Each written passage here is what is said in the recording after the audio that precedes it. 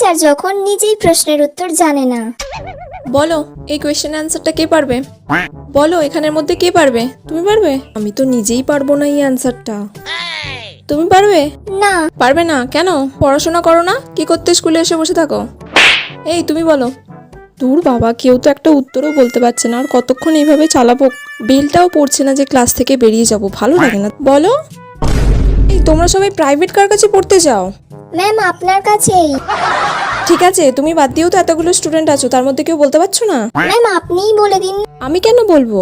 আমি বললে তো তোমরা সবাই এমনিই জেনে যাবে। তাহলে তোমরা কি করো বাড়িতে? উফ, কি জ্বালায় পড়লাম রে বাবা, কেউ তো একটা বল। সব গাধা, আমিও গাধা, তার সাথে তোরাও গাধা। বলো। নিজে তো জানি না, যা বললো তাতেই হ্যাঁ বলে দিই। শুনলে কি বললো? তুমি তুমি কেন পারলে না? শুনে নাও ভালো করে, কালকে যেন কোয়েশ্চেনটা ধরলে তুমি পারো, ঠিক আছে? উফ বাবা, এতক্ষণে ঘন্টা পড়লো, তাড়াতাড়ি পালাই।